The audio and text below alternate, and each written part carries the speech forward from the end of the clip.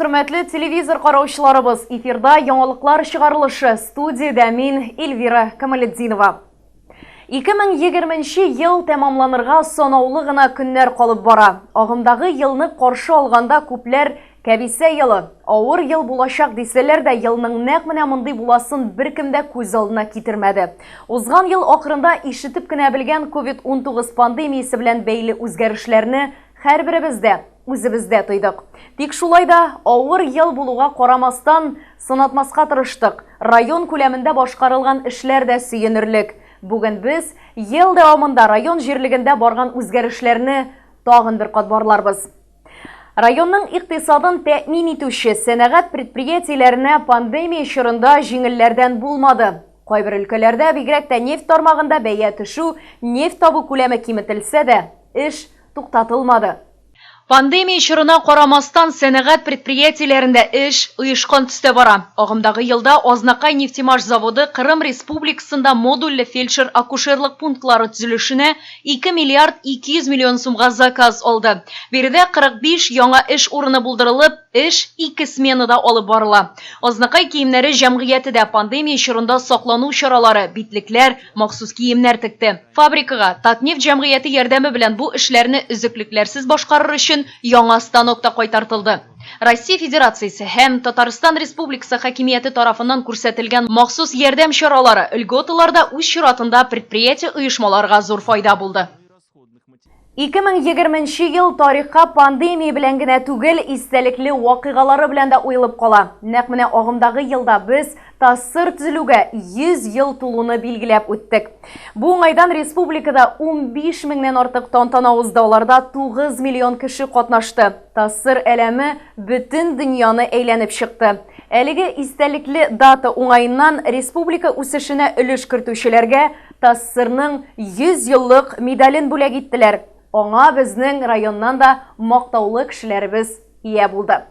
Шулай ук быел Бөек Ватан сугышында җиңүгә 75 еллык та билгеләп үтелде. Әлеге уңайдан зур чаралар үткәрелмәсә дә, район башлыгы Марсель Шайдуллин билгеләп үтүенчә, бер генә ветеран да читтә калмады. Аларның һәрберсе дә тәбрикләүләр кабул итте. Сәясәт өлкәсендә 2 зур вакыйга булды. Россия Конституциясенә үзгәрешләр кертүгә тавыш бирү һәм сентябрь аенда Татарстан Республикасы президентын сайлаулары үтте. 83%тан артык тавыш җыеп сайлауларда Рөстәм Миңнеханов җиңде. Пандемия төп игътибарны медицина тармагына юнәлдерде. Азнакай табиблары да үз-үзләрен аямый, райондашларыбызның сәламәтлеге сагында булды.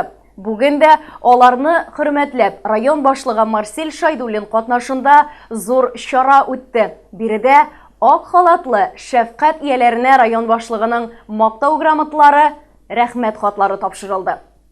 Чараларга килгәндә 2020 елда күпчелек мәдәни чараларны үткәрү форматы үзгәртелсә дә, катнашучылар тагын да артты дияргә мөмкин. Онлайн форматта дөньяның теләсә кайсы читендә яшәүчеләргә дә анда катнашу мөмкинлеге туды.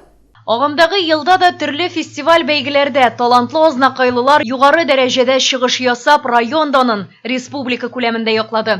Тассырның 100 еллыгы уңайыннан үткәрелгән чараларның да иң әһәмиятлесе Тассырның 100 еллык флагын кабул итү. Азнакай районында эстафета буенча килгән әлем Татарстанның иң бөек ноктасы Чатыртауда да булды. Төрле чаралар, фестивальләр генә түгел, мәдәният өлкәсендә материаль техник база да яңартылды. Республика программасы буенча 2020 елда Актүбәнең балалар сәнгать мәктәбендә капиталь ремонт эшләре башкарылды. Яңа юл бистәсендә күп функцияле үзәк ачылды. 2021 ел Татарстан Республикасы президенты фәрманы белән туган телләр һәм халыклар бердәмлеге елы буларак игълан ителде. Киләсе елда районда бу уңайдан үткәреләчәк чаралар планы да инде эшләнгән. Азнакай районында яшәүче төрле милләт вәкилләре катнашында Без бергә фестивале, Илһам Шакировка багышлап Татар җыры бәйгесе, күренекле шагыйрь, якташыбыз Илдус ага Гыйләҗевнең якты истәлегенә аның 80 яшьлеге уңайыннан китап тәкъдир итү һәм шигърият кичәсе дә уздыру планлаштырыла. Пандемия белән бәйле үзгәрешләр мәгариф өлкәсенә дә кагылды. Укучылар 2019-2020 уку елын дистанцион форматта тәмамладылар. Тик бу үз чиратында уку нәтиҗәләренә тискәре тәсир итте дип булмый. Мәгариф өлкәсе быел да үз уңышлары белән сөендерде. 2020 елда республика программалары кысаларында шәһәрнең мәктәпкәчә белем бирү һәм урта белем бирү оешмаларында төзекләндерү эшләре алып барылды. Агымдагы елда районда 4 балалар бакчасында капиталь ремонт эшләре үтте. Шунысын да билгеләп үтәргә кирәк. Республика программасы ярдәмендә 2 ел эчендә төзелеш вакыты 30 елдан арткан 8 бакча яңартылды. Милли проект шулай ук тымытык җиңү бистәсе Шалпы мәктәпләренә дә кагылды. 2021 елда заманча мәктәп федераль проектында шәһәрнең 7 мәктәбе 2нче, 4нче, 5нче, 7нче, 8нче, 9нче һәм Актүбәнең 1нче мәктәпләре катнашып, аларда үсеш ноктасы сыйныфлары ачылачак. Проект кысаларында ремонт һәм яңа җиһазлар кайтарту өчен 6 миллион сум акча бүлеп бирү карала. 2020 елда Татнефть җәмгыяте җитәкчелеге ярдәме белән Мәлбагыш авылы Актүбәнең 2нче номерлы мәктәпләрендә фәнни юнәлеш буенча заманча лабораторияле химия, биология кабинетлары ачылды. Шушындый кабинет һәм лаборатория җиңү бистәсе мәктәбендә дә булдырылачак. Әлеге проект кысаларында мәктәп яны теплицалары төзелеше дә каралган. Алны-ялны белми хезмәттә булган авыл хезмәтчәннәренең тырышлыгы бәрабәренә быел район кырларыннан рекордлы уңыш җыеп алынды. Сөт саву күрсәткечләре дә артты. Алдагы елда бу күрсәткечләрне тагын да арттыру буенча мөмкинлекләр бик зур ди аграрийлар. Узып баручы елда авыл хуҗалыгы өлкәсендә башкарылган эшләр хакында алдагы сюжетта. Азнакай гомергә кара алтынлыгына түгел, алтын икмәкле район буларак та билгеле. Бүгенге көндә районда 2 зур холдинг Агросила һәм Союз Агро җәмгыятьләре эшләп килә. 6 урта хуҗалык, 95 крестьян фермер һәм 13 меңнән артык шәхси ярдәмче хуҗалыклар бар. Агымдагы елда районда тагын бер инвестор Август җәмгыяте үз эшчәнлеген башлап җибәреп, техника, минераль ашламалар, орлыклар һәм башкалар алу өчен 278 миллион сум керткән. Авыл хуҗалыгы продукциясен сатудан кергән акча алдагы ел белән чагыштырганда 42%-ка артып, 2 миллиард 300 миллион сумны тәшкил иткән. Уртача айлык хезмәт хакы республика дәрәҗәсендәге 27117 сумны тәшкил итә. Татарстан Республикасы буенча ул 27540 сум. 2020 елда район хакимияте ярдәме белән язгы кыр эшләре, азык әзерләү, ашлык җыю, көзге кыр эшләре, терлекчелекнең иң яхшы хезмәткәрләренә 800 мең сумлык 942 сертификат тапшырылды. Районда савымчылар һәм эре мөгезле терлекләрне үрчетү технологлары, сабанчылар ярышлары да авыл хуҗалыгы өлкәсендә эшләүчеләрнең хезмәтләрен бәяләү булып тора. 4нче ел рәттән республикада иң яхшы комбайнчы ярышы уза. Быел да районның 3 комбайнчысы 100 мең сумлык акчалата премиягә лаек булды. Быел район кырларыннан орлыкка кукурузны да кертеп, 174,500 тонна ашлык җыелган. Уртача уңыш гектарыннан 36,8 центнерны тәшкил итә. Авыл хуҗалыгы предприятиеләрендә һәм крестьян фермер хуҗалыкларында 23700 баш мөгезле эретерлек. Шул исәптән 7700 сыер. Агымдагы елның 11 аенда сөт җитештерү узган елның шул ук чоры белән чагыштырганда 7%-ка артып 48 мең тоннаны тәшкил иткән. Бер сыердан 6284 килограмм сөт савылган. Зур хуҗалыклар белән бергә районның крестьян фермер хуҗалыклары шәхси ярдәмчел хуҗалыкларда да эш оешкан төстә алып барыла. Соңгы елларда Татарстан Республикасында яшь фермерларга ярдәм итү, Татарстан Республикасында КФК базасында гаилә терлекчелек фермаларын үстерү һәм 2019-2024 елларга Татарстан Республикасында Агростартап проекты буенча крестьян фермер хуҗалыкларын булдыру һәм үстерү милли проектлары да популярлашып китте. Азнакай районы фермерлары да төрле грантларда катнашып җиңү яулады. Тулайым алганда 2020 ел авыл хуҗалыгы өчен уңышлы булды дияргә була. Районыбыз, шәһәребез көннән-көн төзекләнә, матурлана. Быел республика программалары буенча да ишек аллары төзекләндерелде. 2018 елда район кече шәһәрләрдә һәм тарихи җирлекләрдә уңайлы шәһәр тирәлеген булдыру буенча иң яхшы проектларның бөтен Россия конкурсында Сөембикә урамын төзекләндерү проекты белән җиңүче булды. 2019 елда төзекләндерү эшләре гамәлгә ашырыла башлады. 2021 елда да төзекләндерү эшләре дәвам итәчәк. 2020 елда Азнакай шәһәре икенче тапкыр кече шәһәрләрдә һәм тарихи җирлекләрдә уңайлы шәһәр тирәлеген булдыру буенча иң яхшы проектларның бөтен Россия конкурсында катнашты. Сентябрьдә федераль комиссия нәтиҗәләр дә ясады. Кара елга яр буен төзекләндерү проекты 20 меңнән 50 меңгә кадәр халкы булган кече шәһәрләр категориясендә конкурста җиңүче булды. Грантның фаразланган күләме 70 миллион сум. Проект 2021 елда тормышка ашырылачак. Агымдагы елда республикада ишек алды территорияләрен төзекләндерү буенча программа да эшли башлады. 4 елга исәпләнгән программага ишек аллары тузганлыгына карап кертелде. Азнакайда барлыгы 148 ишек алдында юллар һәм тротуарларны ремонтлау, яктырту, утыргычлар кую, яшелләндерү, уйнау, спорт белән шөгыльләнү өчен җиһазлау һәм башка төр төзекләндерү яңартулар да каралды. Быел әлеге программага районда 600 мең квадрат метрга якын мәйданда 28 ишек алды территориясе кертелеп, аларда 216 миллион сумлык эшләр башкарылды. Төзелеш темасын дәвам итеп, районда 8 ел элек төзелә башлаган гыйбадәтханә дә төзелеп бетү алдында, аны тиздән ачу планлаштырыла.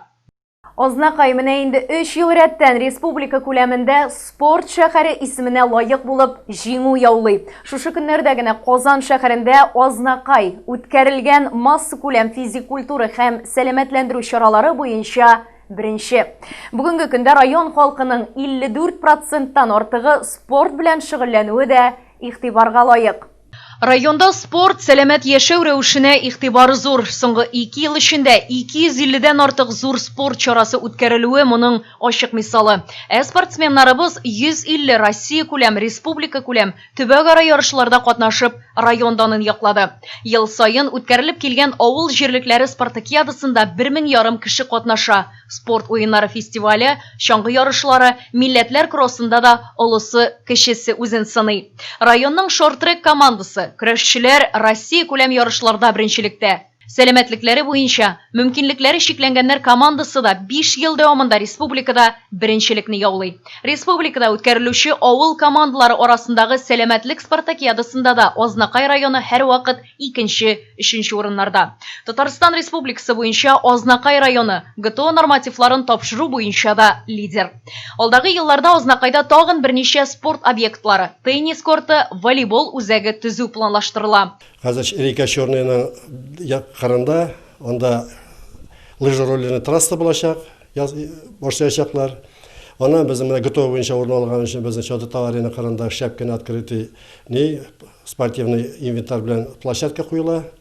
Аннан соң волейбол буенча волейбольный центр Шифа карында 2022 елны башлананы Марс Зуфарович та әйтте инде. Аны безнең Шифа карында тагын теннисны урын куелган нефтяникларның программалары буенча. Авыл җирлекләрендә булдырылган спорт мәйданчыклары да шәһәрдә яшәүчеләрне генә түгел, авыл халкында сәламәт яшәү рәвешенә өндәү булып тора.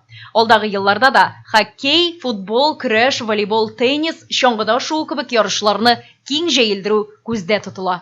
Туктап калмаска, туктап калган кеше уже дальше бара алмый. Безнең максат только беренче урынга гына. Инде бүтән команда Каргыш районда беренче урынга килә. Көндә эшләсәң, поддержка булса, команда булса, без инде санаплабыз, безнең тәҗрибә җитәрлек, спортсменнарыбыз Аллага шөкер шөгыльләнәләр, командалар яхшы гына чыгыш ясыйлар. Без инде куябыз максатны алга инде. Соңгы вакытта мошенниклар, аферистлар, кырыгалдарлар һәм алар кармагына эләгүчеләр артканнан арта бара. Шушы көннәрдә генә Азнакай суды шундый бер җинаять эшен карады.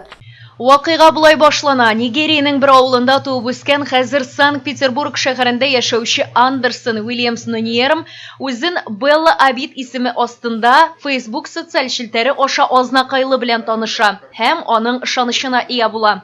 Уйдырма сюжет буенча ул Көнбатыш Африка кашкыны Шотландия банкы хисабында мәрхүм әтисенең 5 миллион 720 мең АКШ доллары ятуын әйтә. Шул акчаны алу өчен рәсмиләштерү документлары белән ярдәм итсә, ул Азнакайлыга шул сумманың 20%-ын түлим дип вәгъдә итә. Озак та уйламыйча Азнакайлы аның хисап счетына 524 мең сум акча күчерә һәм шуның белән элемтә өзелә. Азнакайлы шунда гына үзенең алданганлыгын аңлый. Андерсон Уильямс Ноньермга карата суд процессы Азнакай судында узды һәм әлеге җинаять буенча суд карары чыкты. Районның эчке эшләр идарәсе бигрәк тә бәйрәм чорында саклык чаралары хакында тагын бер тапкыр искәртә. Үткән атнада Маяк редакциясендә шәһәребезнең радио сөючеләр клубында шөгыльләнүче 2020 ел бәйгеләрендә катнашып, җиңүче булган балаларга дипломнар тапшырды. Тренер Ринат Вәлиев җитәкчелегендәге радио сөючеләр клубының дан шөһрәтен Татарстанда, Россиядә генә түгел, чит илләрдә дә беләләр. Әлеге чараны да ул клубның эшчәнлеге белән таныштырудан башлады. Молодежной коллективной радиостанции молодежью я начал заниматься ровно 25 лет. Это было 19 ноября. Я начал заниматься у себя дома. Антенну не давали мне поставить на крыше, так как крыша была, не было доступа. Мне приходилось делать лестницу с 3-го этажа на балкон и устанавливать антенну. Дети у меня сидели на скамейке. И весь двор был забит скамейкой с детьми. По 5 человек, по 5 учеников заходили. Жена делала чай. И мы начали занятия дома. Вот это у меня было в начале. Первый, кто остались у меня после занятий, девочка сейчас в Центре подготовки космонавтов, ведущий инженер. А второй в Казани строит самолеты, вот эти Ту-160, он конструктор. Радио сөючеләр клубына даими рәвештә Дасаф оешмасы аның җитәкчесе Гәрәй Хәмидуллин шәһәребезнең 9-нчы урта мәктәп коллективы ярдәм итә. Мәктәп директоры Гаяз Хәмидуллин фикеренчә, радио элемтә белән шөгыльләнү балаларның акыл һәм төрле телләрдә аралашу мөмкинлеген үстерә. Балаларыбыз бик күп, бүгенге көндә инде 15 баладан артык. Инде шушы түгәрәккә йөриләр, әйбәт, без аларга инде төрле уңайлыклар бирәбез, әйбәт, атна 2 тапкыр инде мәктәп автобусы белән бу балаларны алып барабыз, алып кайтабыз. Аларның җитәкчесе бар. Күпмедер өлештә, кайсы өлешендә без инде матди ярдәмдә күрсәтәбез, әйбәт, кайбер өлешләрендә. Менә шулай итеп, бүгенге көндә 14 ел дәврендә без тыгыз элемтәдә эшлибез. Әлеге чара ни өчен нәкъ менә Маяк редакциясендә узгансың. Баксаң, газета коллективы инде күп еллар радио сөючеләр клубы белән тыгыз элемтәдә эшли икән. Берничә еллар элек алар бергәләп иң яшь һәм иң өлкән радио элемтәчене очраштыра. Без инде шушындый бер көнлек командировкага чыгып киттек. Шушы администрация һәм аның шәһәре белән танышып, матур гына очрашу булды, истәлекле очрашу булды. Бүген дә әле без аны сагынып искә алабыз. Балаларның үзләренә килгәндә алар гаҗәеп зур энтузиазм белән бик теләп һәм кызыксынып шөгыльләнәләр. Мы начали ходить на радиостанцию, когда Ринат Фахразиевич приехал к нам в школу. Нам с девочками стало интересно, и мы решили попробовать сходить туда. Это оказалось действительно очень интересно. Мы начали общаться с Европой, со странами Европы, с Белоруссией. На данный момент мы учимся разговаривать на английском с англичанами. Балаларны әлеге җиңүләре белән район башкарма комитеты җитәкчесе Айдар Шәмсетдинов котлап дипломнар тапшырды. Укучы балалар, тренер һәм җитәкчеләр белән булган мондый аралашу радио элемтә белән бергә тормышны, яшәеш элемтәләрен дә ныгыта. Чөнки бу аралашуда бары тик яхшылык, дуслык һәм ышаныч кына бирә. Чыннан да дуслар белән дусларны, илләр белән илләрне бары тик яхшы хәбәрләр генә тоташтырсын. Районда һәм шәһәрдә чыршы бәйрәмнәре гөрли. Үткән атнада Азнакайда иң шәп кыш бабайны да ачыкладылар. Шәһәрнең төп чыршысын һәм Кыш бабай резиденциясен ачу тантанасы олысы кешесенә зур мөгъҗизага тиң булды. Чыннан да яңа ел алдыннан һәркем тылсымга ышана, мөгъҗиза көтә. Шушы көнне район күләмендә иң шәп Кыш бабайны ачыкладылар. Районның бөтен авыл биләмәләреннән, оешма предприятиеләреннән, мәктәпләрдән җыелган Кыш бабайлар арасыннан иң-иңнәрен сайлауы авырда булгандыр. Шулай да иң креатив, иң оста Кыш бабай Әгерҗе авыл биләмәсендә булып чыкты. Аның оригиналь котлавын халык алкышларга күмде. Икенче урында Уразайныкы. Ул да тамашачыны дер селкетте. Өченче урында фантазиягә бай мәгариф идарәсе һәм Урманай мәдәният йорты Кыш бабайлары булды. Шушы көнне Азнакайның сәләтле сәләмәтле балаларына, физик мөмкинлекләре шикләнгән балаларга районның төп кыш бабайы да бүләкләр таратты. Уку алдынгылары олимпиадаларда, төрле конкурсларда җиңү яулаган, спортта, сәнгатьтә югары уңышларга ирешкән укучылар өчен һәм физик мөмкинлекләре шикле булган балалар өчен һәр елны район башлыгының чыршы бәйрәме уздырыла. Быел да әлеге матур бәйрәмдә һәркем рәхәтләнеп күңел ачты. 31 декабрь көнне шәһәрнең Татарстан мәйданында чыршы бәйрәме дә үткәреләчәк. Бәйрәмгә чакырылган махсус кунак Татарстанның атказанган артисты Фирдүс Тямаев. Бәйрәмгә рәхим итегез. Яңа ел алдыннан Бердәм Россия сәяси партиясе тарафыннан мөмкинлекләре шикле булган балаларга бүләкләр тапшырылды. Балалар бакчасына уенчык бүләгит акциясе дә үтте. Бүген исә оешма предприятие район җитәкчеләре катнашында йомгаклау җыелышында чыршы бәйрәмнәре уңаеннан чыршы бизәлешенә оешма предприятие мәгариф идарәләре һәм шулай ук балалар бакчалары оешма предприятиеләр арасында узган бәйгегә йомгак ясалып, иң-иңнәргә бүләкләр дә тапшырылды. Шушының белән безнең бүгенге чыгарылышыбыз гомумән алганда 2020 елда яңалыклар чыгарылышы үз эшен тәмамлый. Алдагы ел безгә бары тик сөенечләр генә китерсен, күңелле вакыйгаларга бай булсын. Яңа ел дигән теләктә без сезнең белән саубуллашабыз. 2021 ел котлы булсын.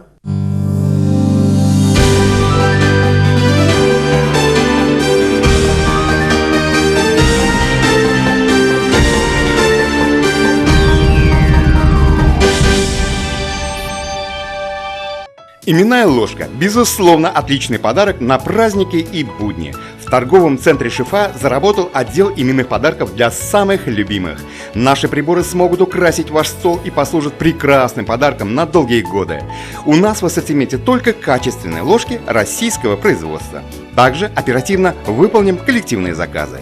Ждем вас по адресу Азнакаева, торговый центр «Шифа», улица Нефтяников, 33, телефон 8 987 173 63 95. Испытайте флагманский кроссовер Chery Tiggo 8. Мощный двигатель 2.0 турбо, внушительный внедорожный потенциал, инновационная платформа Chery и Jaguar Land Rover. Tiggo 8. Путешествуйте бизнес-классом. У официального дилера «Диалог Авто» в городе Азнакаево, Шейхудинова, 12Б, телефон 99 006. Неповторимый стиль, современные системы безопасности, отличная управляемость. Пришло твое время попробовать новый городской кроссовер FAV Bestturn X40. У официального дилера «Диалог Авто» в городе Азнакаево, Шейхудинова, 12Б, телефон 99 006. Новый смарт-кроссовер Chery Tiggo 4. Готовый показать свое превосходство. Стильный, технологичный, первый. Прикоснитесь к будущему уже сегодня, открывая новые грани характера за рулем Chery Tiggo 4. Запишитесь на тест-драйв у официального дилера «Диалог Авто» в городе Азнакаево, Шейхудинова, 12Б, телефон 99 006. Кузовной ремонт в автоцентре «Диалог Авто», рихтовочно-сварочные работы, качественная покраска в камере, компьютерный подбор автоэмали, полировка и многое другое. Гарантия 1 год. Мы находимся по адресу Азнакаево, Шейхудинова, 12Б, телефон 99 006, код города 885592. Скорость, комфорт, надежность. Да. Мы выбираем самое лучшее. Стильные, универсальные, практичные, яркие, классические, современные автомобили в автоцентре «Диалог Авто». Приходите к нам, и мы поможем сделать правильный выбор. Всегда для вас скидки и специальные предложения. Подробности по телефону в городе Азнакаево, 99 006, код города 885592, наш адрес Шейхудинова, 12Б. Любые ремонтно-отделочные работы в квартире, доме, офисе 24 часа в сутки. Телефон 8 939 392 67. Колор. Еще больше торговых площадей и, как следствие, больше строительно-ремонтных инструментов и расходных материалов к ним, электротехнических изделий и сварочных аппаратов, сухих смесей, цемента, фанеры, утеплителя. Компания «Колор». От и до в решении ваших строительно-отделочных вопросов. Наш телефон 7 70 80. Дорогие мамы и папы, вы находитесь в трепетном ожидании малыша или уже являетесь счастливым родителем? Малыш Плюс готов решить многие вопросы, связанные с этими приятными событиями. Достойный ассортимент колясок, кроваток, а также манежи, качели, стол-стульчики, автокресла, санки, велосипеды, комплекты в кроватке и на выписку, одежда для детей с рождения и старше, обувь, игрушки, электромобили, детское питание, косметика, подгузники и многое другое вряд ли останутся без вашего решения приобрести все необходимое в одном месте. Малыш Плюс. Все от А до Я для вашего малыша.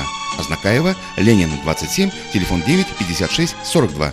Ежедневные рейсы в Альметьевск от пассажирского агентства «Мандарин», генерального транспортного партнера ТНТ Азнакаева. Отправление из Азнакаева в 6, 6:30, 7, 8, 9, 10, 11, 13, 14, 15, 16, 17 и 18:00. Из Альметьевска в 7:30, 8, 9, 10, 11, 12, 13, 14, 15, 16, 17, 18, 19 и 19:30. Остановки: онкологическая больница, ТЦ «Панорама», ДКНРЧ, драмтеатр, главпочтамт, медсанчасть, Макдональдс, Огни, Тихоновка, Мактама. Развозим по городу и осуществляем курьерскую доставку. Магазин «Строймаркет» предлагает новую линейку товаров в своем ассортименте, а именно все необходимое для оборудования бани, банные печи, газовые горелки, дымоходы и комплектующие элементы к ним, а также деревянные изделия для отделки и оснащения внутреннего интерьера помещения бани. Традиционно мы сохраняем широкий ассортимент строительно-отделочных материалов, различных инструментов для ремонта, лакокрасочных изделий, грунтов, шпатлевок, расходных материалов для подвода воды и всего самого необходимого в хозяйстве и быту. Магазин «Строймаркет» – ваш надежный и выгодный партнер в строительстве и ремонте. Наш адрес – улица Гагарина, 2А, телефон 8 917 913 27 70.